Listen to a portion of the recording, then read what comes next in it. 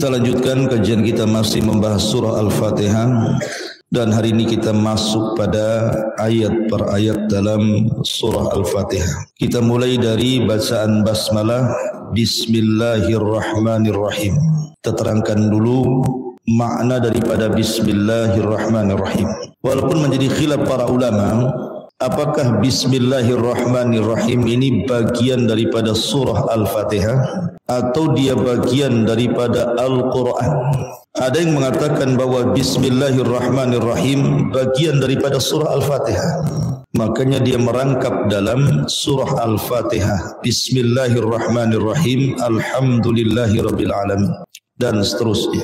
Tetapi pendapat yang kuat wallahu alam bahwa Bismillah itu bukan bagian daripada surah Al-Fatihah, tetapi dia bagian di dalam Al-Quran, di dalam surah An-Naml, Bismillahi majriha wa mursaha. Tetapi membaca Al-Quran dengan membaca ta'awud sebelumnya, kemudian disusul dengan Bismillahirrahmanirrahim adalah sunnah muakkadah. Karena Nabi SAW tidak pernah meninggalkan bacaan basmalah dan isti'adzah ketika membaca Quran. Akan tetapi ada satu surat yang tidak dianjurkan membaca basmalah. Surah apa itu?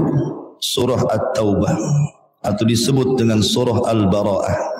Surat yang menyingkap aibnya orang-orang munafik. Karena ada yang mengatakan bahwa surah At-Taubah atau Al-Bara'ah itu masih satu surat dengan surah Al-Anfal, cuman dipisah. Makanya tidak dianjurkan baca basmalah. Artinya bahwa baca basmalah dengan isti'adzah itu sangat dianjurkan di permulaan membaca surat. Tetapi kalau di tengah-tengah surat, maka dicukupkan dengan isti'adzah, walaupun tanpa basmalah sudah cukup. Lalu siapa yang pertama kali mengucapkan lafaz basmalah ini?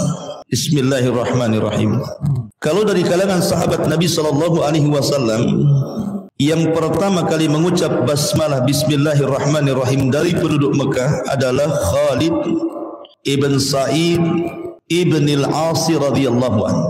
Khalid ibn Sa'id ibn al-As radhiyallahu anhu, dia orang yang pertama menulis basmalah. Sebagaimana riwayat Al-Imam Az-Zarqani dari Ibrahim ibn Uqbah, dia mengatakan, Sami'tu Umma Khalid, aku mendengar Ummu Khalid bintu Khalid ibn Sa'id ibn As taqul, mengatakan, Inna abi awal man kataba Bismillahirrahmanirrahim. Sesungguhnya ayahku, maksudnya Khalid ibn Sa'id, adalah orang yang pertama kali menulis Bismillahirrahmanirrahim di kota Mekah. Tetapi tentu bukan dia yang pertama kali menulis bismillah. Maksudnya dari kalangan sahabat ini, karena sebelumnya sudah ada dari kalangan para nabi. Siapa? Nabi Allah Sulaiman alaihi salatu wassalam. Ketika dia membariskan pasukannya, tiba-tiba kemudian dia kehilangan burung hudhud. Tidak ada dalam pasukannya. Dan burung hudhud Sulaiman itu adalah seorang arsitek, muhandis. Jadi arsiteknya burung. Tugas burung hudhud itu adalah mengintai. Jadi kalau seandainya Sulaiman alaihi salatu wassalam membawa pasukannya untuk berperang, nanti yang mengatur strategis lokasi itu burung hudhud. Dia akan mengintai dari atas kekuatan musuh berapa, termasuk ada air atau tidak, gitu ya. Jadi kondisi hudhud itu penting dalam pasukan. Makanya Sulaiman marah ketika hudhud tidak ada dalam barisan itu.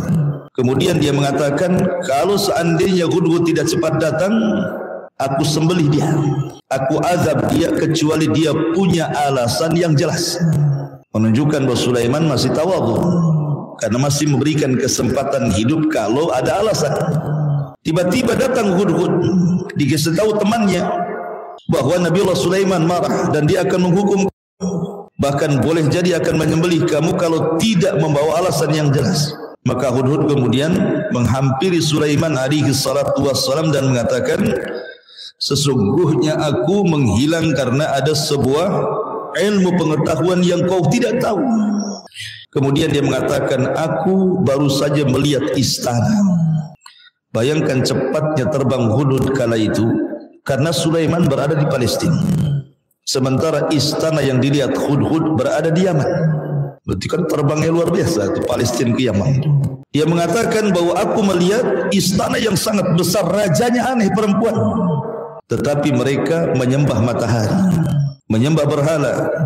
Maka kemudian Nabi Allah Sulaiman pun ingin membuktikan Hudhud, tidak langsung percaya. Kemudian menulis surat, dan isi suratnya itulah dia pertama kali menyebut Bismillahirrahmanirrahim dari Sulaiman untuk Ratu Balqis. Sudah masuk Islam. Maka dari sini menunjukkan dari kalangan para nabi yang pertama mengucapkan basmalah adalah Sulaiman alaihi salatu wassalam. Tetapi dari kalangan para sahabat Rasul adalah Khalid ibn Sa'id ibn al-As radhiyallahu an. Dialah yang pertama kali dari penduduk Mekah yang menulis Bismillahirrahmanirrahim. Taib, ini sejarah bismillah. Kita masuk pada makna bismillah. Bismillahirrahmanirrahim ini mencakup Islam secara keseluruhan. Karena di sini ada 3 nama. Pertama Allah, yang kedua Ar-Rahman, yang ketiga Ar-Rahim. Bismillahirrahmanirrahim. Allah adalah Ismul Jalalah. Ar-Rahman Ar-Rahim adalah Ismul Jamalah. Antum harus bedakan. Nama Allah itu terbagi 2. Ada Ismul Jalalah dan ada Ismu Al-Jamalah. Apa bedanya Jalalah dengan Jamalah? Kalau Jalalah itu sebuah hubungan yang melahirkan rasa takut. Tetapi kalau Ar-Rahman Ar-Rahim Ismul Jamalah yang melahirkan perasaan raja, harapan. Ketika disebut nama Allah kita takut, dan ketika disebut Ar-Rahman Ar-Rahim kita berharap. Makanya kenapa kita disuruh meniru dari nama-nama Allah yang sifatnya jamalah, yang indah-indah. Tetapi kita boleh meniru sifat Allah yang sifatnya jalalah, yang merupakan keagungan bagi Allah. Saya contohkan. Ar-Rahman Ar-Rahim Ismul Jamalah. Al-Latif Ismul Jamalah. Nama Allah yang sangat indah. Kita berusaha mencontohnya. Tetapi kalau seandainya Ismul Jalalah, kita tidak boleh mencontohnya, tetapi mencontoh dengan kebalikannya. Contoh di antara nama Allah Subhanahu wa taala yang agung adalah Al-Mutakabbir. Allah sombong. Jangan ditiru kesombongannya, tetapi tirulah kebalikannya. Lawan daripada sombong, tawadhu. Berarti kita mencontoh dari kebalikan nama Ismul Jalalah itu. Tetapi kalau Ismul Jamalah, nama Allah yang indah, kita harus mencontohnya. Ar-Rahim, Allah itu Maha Pengasih, kita berusaha untuk menjadi pengasih. Dan begitu seterusnya. Makanya kemudian lafaz Ismul Jalalah itu melahirkan takut, tetapi Ismul Jamalah melahirkan raja, harapan. Kita takut kepada Allah, tetapi kita mengharap dari sifat atau nama-nama Allah yang sifatnya indah. Dan itulah Islam. Islam itu memiliki 2 sayap. Pertama al-khawfu, dan yang kedua ar-raja'u. Dan keduanya dibingkai dengan al-hub, perasaan cinta. Makanya arkan al-ibadah, rukun-rukun ibadah itu, pertama al-hub, cinta, yang kedua al-khawfu, perasaan takut, yang ketiga ar-raja'u, harapan. Ketika seseorang kemudian beribadah dengan 3 rukun ini, maka ibadahnya akan berpahala. Kalau syarat ibadah ikhlas dengan ittiba. Al-khawfu war-raja ini harus ada pada diri kita. Harus ada. Kalau anda mengaku seorang muslim, tidak boleh dilepaskan yang disebut dengan al-khawfu war-raja ini. Kalau kita masih sehat seperti sekarang, maka kedepankan al-khawf, perasaan takut. Tetapi kalau kita sedang sakaratul maut, mendekati ajal, maka kedepankan sifat raja dibandingkan khauf. Makanya di sini Allah melahirkan takut secara mutlak. Ar-Rahman menyeimbangkan antara takut dengan raja. Ar-Rahim melahirkan raja saja. Maka di sini nanti saya jelaskan kenapa demikian. Kenapa kalau kita sehat kita harus lebih mendahulukan takut dibandingkan raja harapan? Supaya kita lebih berhati-hati untuk tidak terjerumus kepada maksiat. Karena takut kepada Allah, takut akan azab Allah subhanahu wa ta'ala dan siksanya. Tetapi ketika kita mendekati sakaratul maut, kita tidak boleh mendahulukan takut, tetapi kita harus mendahulukan raja, sifat harapan. Makanya Rasulullah SAW mengatakan, janganlah kalian saat detik-detik sakaratul maut kecuali husnudzan billah, berbaik sangka kepada Allah subhanahu wa ta'ala. Karena Allah berfirman dalam hadis kursi, ana ma'adhanni abdi bi, sesungguhnya aku bersama prasangka hambaku kepadaku. Kalau dia berprasangka baik kepadaku, maka aku akan baik kepada dia. Tapi kalau dia berprasangka buruk kepadaku, maka dia akan buruk kepada dia. Makanya kenapa kalau antum berziarah kepada orang yang sakit dan menjelang ajalnya, jangan mengatakan sesuatu kecuali kebaikan. Jangan mengatakan sesuatu kecuali kebaikan. Walaupun orang ini orang jahat, tetapi ingatkan kebaikannya. Oh, kamu itu Masya Allah, padahal jahat. Kamu itu baik orangnya, padahal tidak baik gitu ya. Tidak apa-apa. Supaya apa? Supaya ada harapan. Ketika ajalnya dia masih membawa satu amal terakhirnya. Apa itu? Husnudzan billah, berbaik sangka kepada Allah. Tapi kalau antum takut-takuti dia, alhamdulillah cepat mati orang ini. Sempat hidup rusak satu desa umpamanya. Makin takut dia. Sudah nggak ada lagi husnudzan, yang ada suudzon saja dia. Wah, masuk neraka aku, masuk neraka aku. Nah, dari sini pentingnya seseorang itu apa? Ketika di akhir-akhir hayat, yang didahulukan itu sifat roja, harapan, rahmat Allah masih memberikan kepadanya. Supaya minimalnya boleh jadi satu amalan yang ditutup dia, menjadikan itu wasilah dia masuk surga. Karena kita tidak tahu dari amalan kita selama hidup kita ini yang mana satu sebenarnya yang diterima Allah. Kalau seandainya ada satu amalan yang kita tahu diterima, itu sudah cukup. Kenapa? Karena Allah subhanahu wa ta'ala mengatakan, innama yataqabbalullahu minal muttaqin. Allah hanya menerima amalan itu dari hamba-hamba Allah yang bertakwa. Artinya ketika kita takut satu amalan, tahu ketika satu amalan diterima, berarti kita tahu kita termasuk orang yang bertakwa. Masalahnya kita tidak tahu yang mana satu. Makanya Nabi SAW mengatakan, la tahkiranna minal ma'rufi syai'ah. Jangan remehkan sekecil apapun kebaikan, apalagi besar. Karena boleh jadi dari sekecil-kecilnya kebaikan yang kita lakukan, itu pula yang membawa kita menuju surga. Zubaidah, salah satu istri Harun ar-Rasyid rahimahullahu ta'ala, ketika dia melaksanakan haji bersama suaminya Harun ar-Rasyid, Mekah kala itu tidak seperti Mekah hari ini, susah cari air, sehingga banyak jemaah haji itu yang kehausan, bahkan sampai mati kehausan di zaman itu. Betul-betul haji itu luar biasa. Makanya haji dulu itu berkualitas, lain dengan haji sekarang kan. Saking susahnya orang haji, makanya haji pun dimuliakan zaman itu.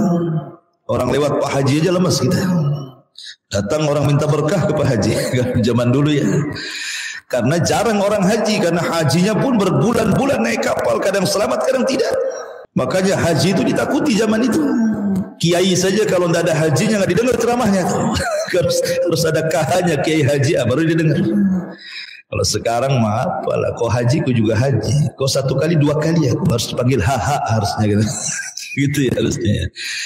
Artinya bahwa Zubaidah ini melihat kondisi jemaah haji itu kasihan, banyak kehausan. Dari sini dia punya ide, ingin membuat dan menggali sumur mata-mata air yang terbentang dari Mina sampai ke Arafah.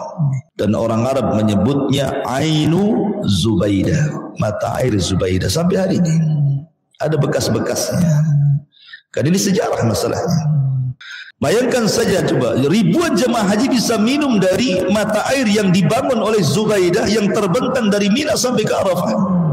Di zaman Bani Israel ada seorang pelacur memberi minum seekor anjing, masuk surga. Ini yang dikasih minum bukan anjing, jemaah haji. Otomatis lebih layak lagi masuk surga dibandingkan pelacur itu. Tetapi masalahnya Zubaidah ini bermimpi. Dalam mimpinya dipanggil oleh Allah Subhanahu wa ta'ala. Kemudian ditanya setelah dia dipanggil oleh Allah, kemudian senyum Zubaidah ini, kemudian ditanyakan kepada Zubaidah, ma fa'alallahu biki ya Zubaidah. Zubaidah, apa yang Allah lakukan kepadamu? Kok senyum-senyum? Kayaknya senang kali kau ini. Kata Zubaidah, ghafarali Rabbi, Allah telah mengampuni dosa-dosaku. Masya Allah. Abi ainin amiltiha ya Zubaidah, apakah gara-gara engkau membuat mata air sehingga ribuan jemaah haji minum dari mata air? Kata Zubaidah, al-ainu wa mal ain. Mata air, apalah mata air kecil itu? Bukan itu. Kita sangka Zubaidah diampuni dosa-dosanya karena amalan yang sangat besar, yang kalau uang sekarang triliunan. Karena biasanya manusia melihat orang baik itu karena amalannya tampak dan besar. Rupanya Zubaidah diampuni Allah bukan masalah itu. Kata Zubaidah, ghafarali Rabbi bi rak'ataini fi jawfil laili uhafidu alaihima. Allah mengampuni dosa-dosaku disebabkan aku menjaga 2 salat tengah malam dan aku jaga sampai aku wafat. Rupanya dengan amalan kecil yang semua orang bisa melakukannya kan. Salat malam bisa melakukan, semua orang bisa. Disangkanya Zubaidah diampuni dosa karena infaknya triliunan gitu, bisa memberikan minum jemaah haji. Rupanya bukan itu sebabnya. Sebab kecil rupanya. Makanya terkadang ikhwatu fillah, jangan remehkan sekecil apapun kebaikan. Boleh jadi yang kecil itu mengantarkan kita ke surga. Boleh jadi ketika sakaratul maut orang itu mendahulukan perasaan raja harapan sehingga dia mati ditutup dengan husnudzon, berbaik sangka kepada Allah. Itu pula yang mengantarkan orang jahat ini masuk surga. Kita tidak tahu. Makanya kenapa Allah mengatakan wala tamutunna illa wa antum muslimun. Janganlah kalian mati kecuali dalam keadaan muslim, yang senantiasa diawali dengan hub, perasaan cinta, kemudian rasa takut, dan diakhiri dengan raja, pengharapan. Itulah makna bismillahirrahmanirrahim. Ma'asyiral muslimin yang dimuliakan Allah Azza wa Jalla. Bismillahirrahmanirrahim. Bismillah di sini ada ba, harfu jarrin. Orang Arab tidak biasa memulai kata itu dengan harfu jar, sehingga harus ada kalimat makhdhuf sebelumnya, kalimat yang disembunyikan sebelumnya. Apa kalimat yang disembunyikan sebelum ba di sini? Biasanya sebuah ucapan atau perbuatan. Aktubu bismillah, aqulu bismillah, gitu. Seolah-olah ketika kita sebelum mengucapkan basmalah ada perbuatan yang kita ucapkan. Ketika saya menulis bismillah dengan menyebut nama Allah. Kemudian saya mengeluarkan kata-kata hendak berdakwah dengan bismillah dengan menyebut nama Allah. Jadi ada fiil perbuatan atau ada kaul ucapan yang mendahului kalimat bismillah, karena orang Arab tidak terbiasa mendahulukan kalimat itu dengan harfu jarrin, sehingga ada perbuatan yang mengiringi sebelumnya. Dan bismillah itu memiliki 2 faedah. Ba dalam bismillah itu memiliki 2 faedah. Pertama, ba di sini disebut musahabah dan memiliki makna al-isti'anah. Dengan menyebut bismillah itu kita meminta pertolongan agar apa yang kita tulis, agar apa yang kita lakukan selamat. Karena bukan hanya selamat, tetapi ba dalam bismillah itu juga memiliki makna berkah. Selamat dan berkah, itu yang kita carikan di dunia ini. Selamat dan berkah. Makanya kalau orang datang kepada antum memulai dengan kata-kata dan tidak memulai dengan salam, jangan dijawab. Kalau ada orang datang langsung ngomong nggak ada salam, jangan dijawab. Tapi kalau dia mengucapkan assalamualaikum, kita jawab waalaikumsalam warahmatullah, kemudian dia ngomong, baru kita jawab. Kenapa? Karena keselamatan itu penting.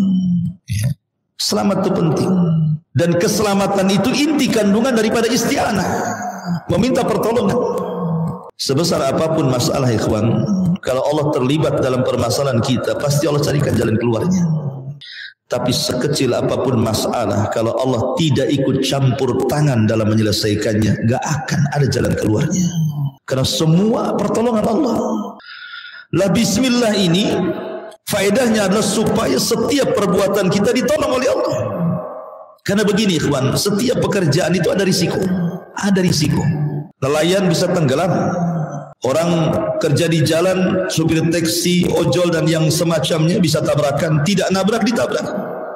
Apalagi zaman sekarang yang namanya nabrak menabrak itu luar biasa. Kita pelan-pelan berusaha untuk tidak nabrak dan tidak ditabrak juga. Di zaman dulu kan tidak ada tabrakan, nggak ada unta tabrakan dengan unta. Mana ada di zaman Rasul? Di zaman Rasul kan beneran pakai unta. Nggak ada unta nyeruduk unta dari belakang itu. Sekarang ini subhanallah kita ada hati-hati di jalan kena juga. Ya kan? Artinya bahwa setiap pekerjaan apapun ada risiko, mau di kantor mau di pasar ada risikonya. Untuk menyedikitkan risiko itu makanya baca bismillah. Karena di situ ada pertolongan Allah Azza wa Jalla. Jangan remehkan kalimat bismillah. Karena itu mengurangi risiko kita dalam bekerja. Kemudian pekerjaan apapun yang dimulai dengan bismillah pasti berkah. Makanya kenapa ketika kita makan saja kalau tidak baca basmalah madarat makanan itu. Walaupun ilmu kedokteran mengatakan makan kambing itu penuh dengan penyakit kolesterol, bukan kambingnya. Karena kambingnya tidak berkah. Kenapa? Karena tidak baca basmalah. Makanya Rasul mengatakan makanlah makanan yang dibaca basmalah di situ kan. Ketika seorang laki-laki kecil, anak kecil, ada yang mengatakan Umamah bintu Zainab, anak kecil di hadapan Rasul, ambil saja makanan, kata Rasul, ya gulam samillah wa kul biyaminik wa kul mimma yalik. Hei anak kecil, baca bismillah, ambil yang dekat launya, jangan jauh-jauh. Dia jadi adab sama Nabi. Tangan kanan kau makan. Ya. Artinya bahwa keberkahan itu penting. Kalau antum satu nampan makan gitu ya, antum ingatkan saudara antum, baca bismillah lah dulu kita. Sebab kalau kita baca basmalah, kawan kita pula tidak baca basmalah, makan pula satu nampan, itu makan gak berkah tuh. Jangan-jangan antum habis makan main seret pula. Ya. Makanya penting baca basmalah itu karena setiap ucapan ketika membaca basmalah, setiap perbuatan ketika baca basmalah berkah semuanya. Coba ketika antum keluar rumah baca basmalah, bismillahi tawakkaltu 'alallah haula wala quwata illa billah. Ketika antum kerja baca basmalah, ketika antum pulang baca basmalah, ketika semua baca basmalah, berarti antum sudah menjadikan kehidupan antum itu berkah, gitu maksudnya. Dan itu yang kita cari. Apa yang kita cari kalau selain daripada berkah? Makanya Nabi Ayub alaihi salatu wassalam ketika disembuhkan penyakitnya oleh Allah Azza wa Jalla, kemudian Allah hujani dengan belalang emas sampai lumbung-lumbung padinya penuh dengan belalang emas. Kemudian dia ke sungai hendak mandi, banyak belalang, masih dikutip juga itu belalang emas itu. Padahal sudah banyak satu lumbung. Allah mengatakan, ya Ayub, masih kurangkah nikmat yang sudah berikan kepadamu? Ayub alaihi salatu wassalam mengatakan, bukan itu yang kurang, tetapi aku merasa kurang dari berkahmu. Jadi Ayub mencari berkah. Makanya penting membaca basmalah itu karena pertama isti'anah yang mengandung keselamatan di dalamnya, dan yang kedua mencari berkah. Ini lafaz ba dalam bismillah. Kemudian bismi itu artinya kalimat ismi itu diambil dari 3 macam kalimat. Ada yang mengatakan ismi, bismi, ismi itu artinya adalah sumu. Sumu itu diambil dari kata sama, artinya ma fawqa ra'si fahuwas sama. Sesuatu yang di atas kepala itu disebut sama, langit. Sama itu kan langit artinya. Apa sih langit dalam bahasa Arab? Ma fawqa ra'si fahuwas sama. Sesuatu yang di atas kepala itu disebut langit.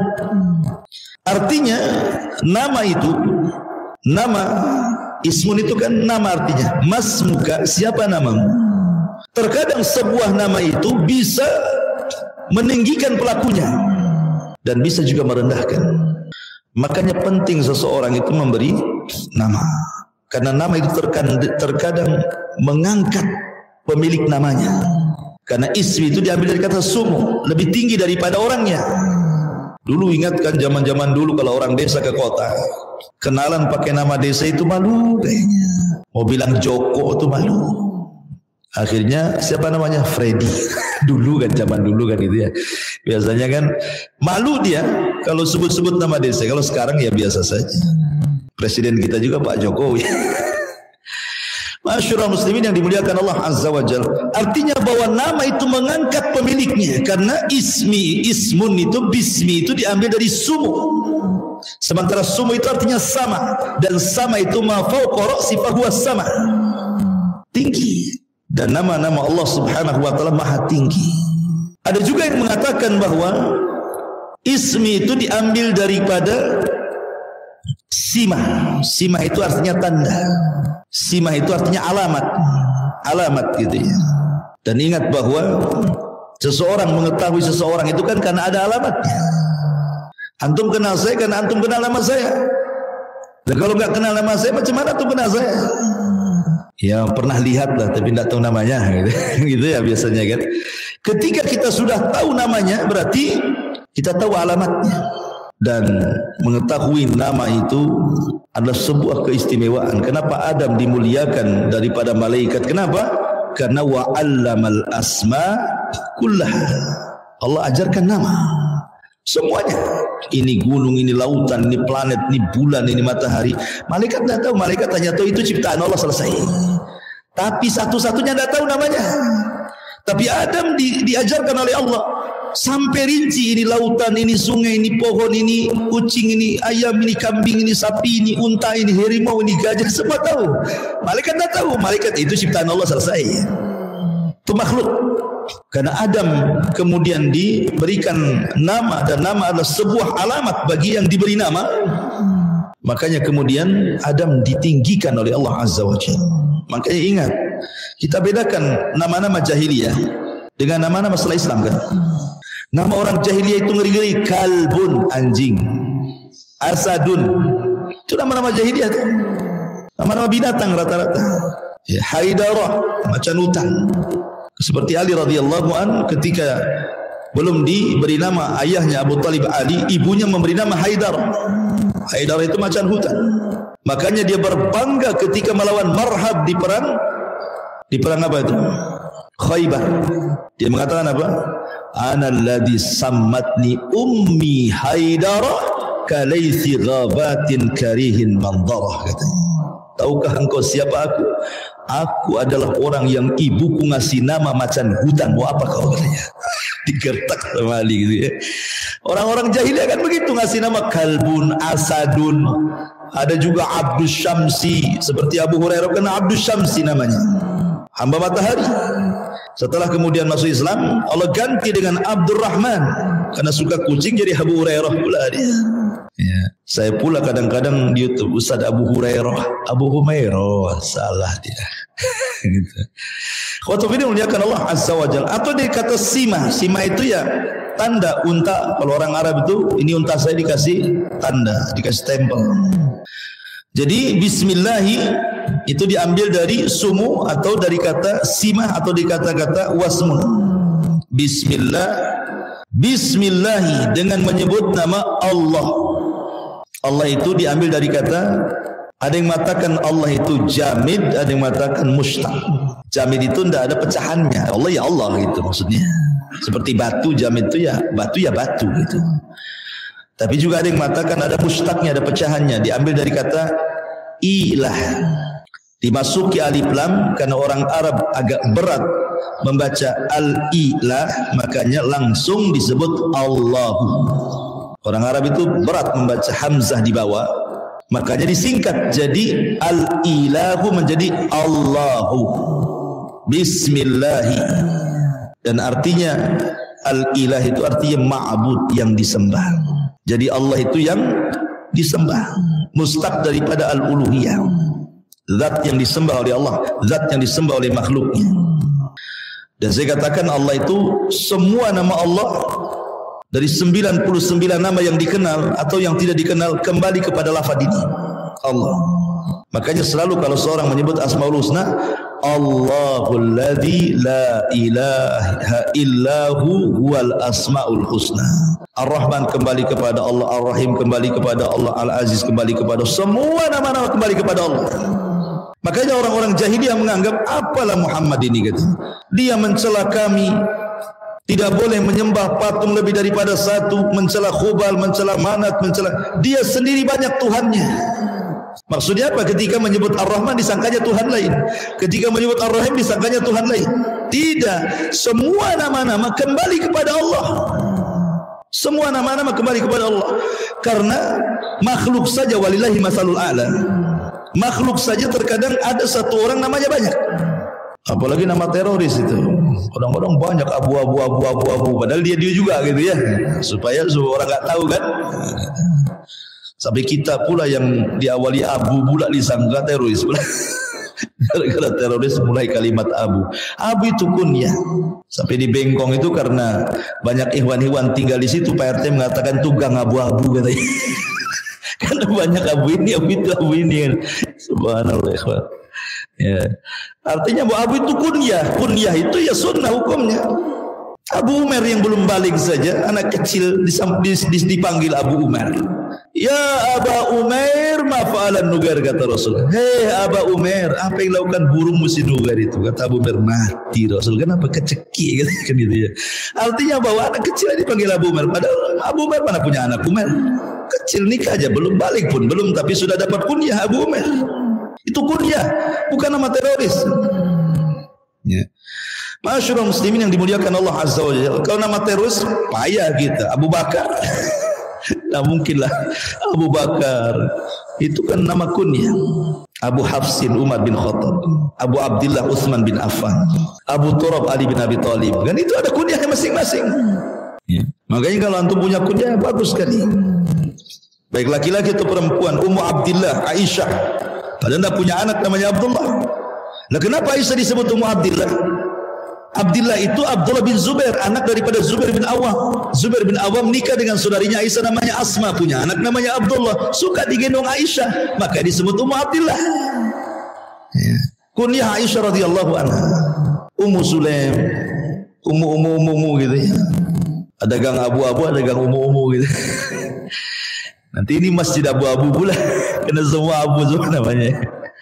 Baik. Bismillah, jadi Allah itu semua nama kembali kepada lafaz Allah. Beda dengan Ar-Rahman Ar-Rahim, sama-sama memiliki sifat Ar-Rahman. Ar-Rahman memiliki sifat Ar-Rahman. Rahim memiliki sifat Rahman. Sama-sama punya rahmat di sini. Artinya bahwa setiap nama pasti ada sifatnya. Tapi tidak semua sifat harus ada nama. Itu kaidah itu. Setiap nama terkandung sifat, tapi tidak semua sifat dijadikan nama. Lah Allah Subhanahu wa taala disifati dengan sifat Rahman dan sifat Rahim.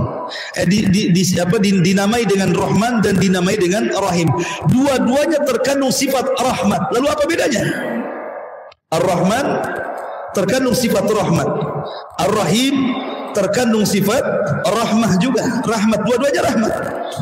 Kata para ulama, setiap perbuatan fi'il, setiap isim yang mengandung waznu fa'lan, ar-Rahman fa'lan, itu biasanya ada berhentinya.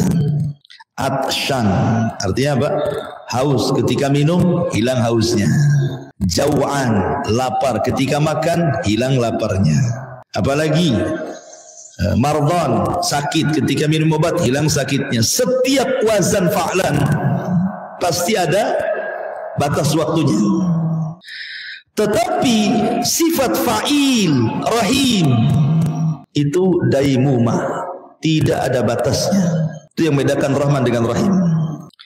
Karena Rahman itu mencakup mukmin dan kafir. Kalau Rahim hanya untuk orang-orang yang beriman saja. Jadi Rahman itu terkandung sifat rahmat, dan rahmat daripada Rahman ini mencakup semua makhluk. Mau mukmin, mau kafir, mau binatang, mau makhluk Allah semua terkena sifat rahmat.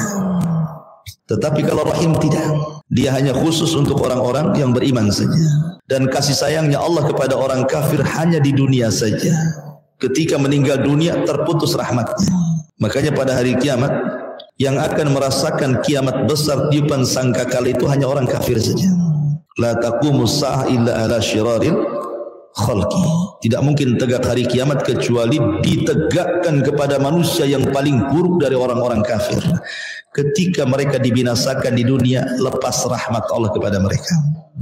Tetapi Rahim terkandung sifat rahmat bagi orang-orang yang beriman karena sifatnya daimumah, terus, ya kan, di dunia sampai ke surga, di dunia sampai akhirat. Makanya tidak terputus rahmatnya Allah kepada orang yang beriman, karena bukan hanya di dunia saja, sampai ke akhirat.